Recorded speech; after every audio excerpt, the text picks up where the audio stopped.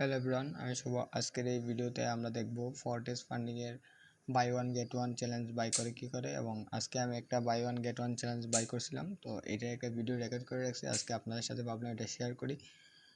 তো প্রথমে ফরটেক্স ফান্ডিং এর অ্যাকাউন্টে চলে আসবেন। যদি রেজিস্টার করা থাকে রেজিস্টার আগে থেকে তাহলে লগ ইন করে নেবেন, আর যদি রেজিস্টার করা না থাকে তাহলে রেজিস্টার করে নেবেন, ঠিক আছে। তো আমি টু স্টেপ চ্যালেঞ্জ বাই করবো। তো টু স্টেপ চ্যালেঞ্জ বাই করার জন্য আমি টু স্টেপ সিলেক্ট করে কন্টিনিউ বাটনে ক্লিক করলাম। তো এখানে আপনার সব কিছু দেখাচ্ছে ইন ডিটেলস। তো একবার চেক করে নেবেন আপনারা কি কি আছে এখানে। আপনার ডেলি ড্রডাউন, ম্যাক্স ড্রডাউন, আপনার প্রফিট টার্গেট, তারপরে হচ্ছে আপনার লেভারেজ, তারপরে আপনার অ্যামাউন্ট সব কিছু এখানে দেওয়া আছে। এবং আপনার কত কি অ্যাকাউন্ট নেবেন এখানে এটাও সিলেক্ট করা যায়। সর্বনিম্ন 5K এবং সর্বোচ্চ আপনার হচ্ছে 200K অ্যাকাউন্ট পর্যন্ত এখানে পাওয়া যায়, ঠিক আছে। তো আমি যেহেতু ক্রিপ্টোতে পেমেন্ট করব, তো এই ক্রিপ্টোটা সিলেক্ট করে নিচ্ছি। তাই এর আগে আমি একটু ওয়েবসাইটে রিফ্রেশ করে নিব, কারণ ওয়েবসাইটে একটু লোডিং দিচ্ছে। তো এর আগে আমি একটু সাইডে দিয়ে ওয়েবসাইটে রিফ্রেশ করে নিই। আপনি একটু কাইন্ডলি দেখে নেবেন, সব কিছু দেখে শুনে তারপরে বাই করবেন। আর যারা বাংলাদেশ থেকে আছেন তারা অবশ্যই ক্রিপ্টোতে বাই করা এটা ট্রাই করবেন, কারণ ক্রিপ্টোতে ইজি এবং ক্রিপ্টোতে সেফ, ঠিক আছে। তো আমি এখানে কন্টিনিউতে ক্লিক করছি।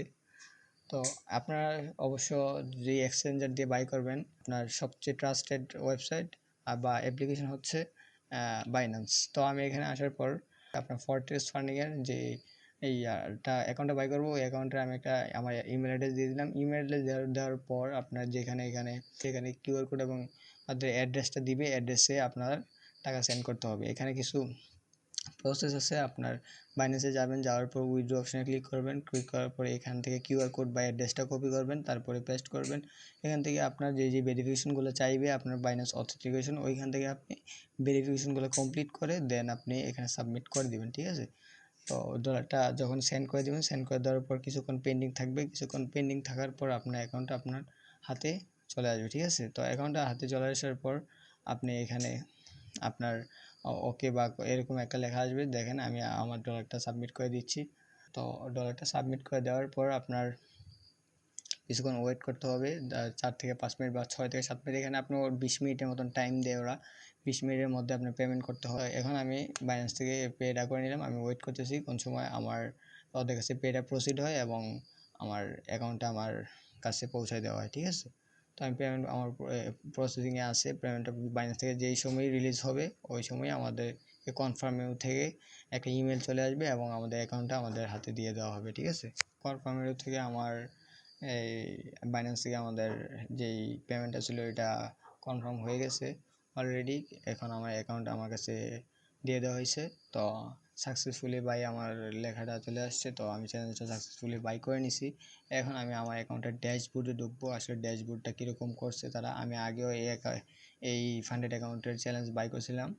তো ওই সময় যে ড্যাশবোর্ডটা ছিল একদম clean and neat and clean ছিল। এখন ড্যাশবোর্ডটা একটু আলাদা, বোঝাই কোনো উপায় নেই যে এটা গার্ডিয়ার ফান্ডিংয়ের অ্যাকাউন্ট, ঠিক আছে।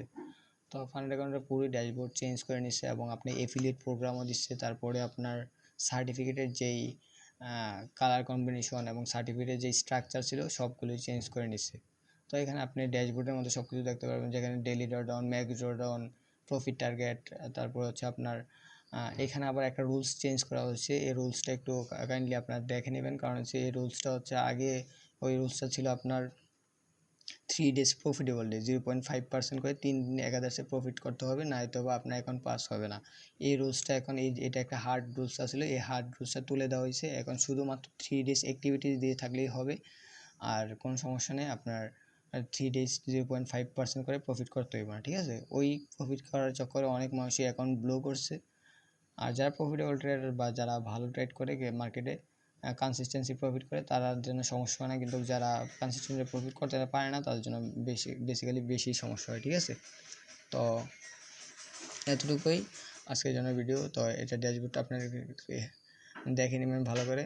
তো এখান থেকে লগইন এবং আইডি পাস এবং ক্রেডেনশিয়াল নিয়ে আপনারা MT5-এ লগইন করে নেবেন, ঠিক আছে। তো ভালো থাকুন, সুস্থ থাকুন সকলে। আল্লাহ হাফেজ।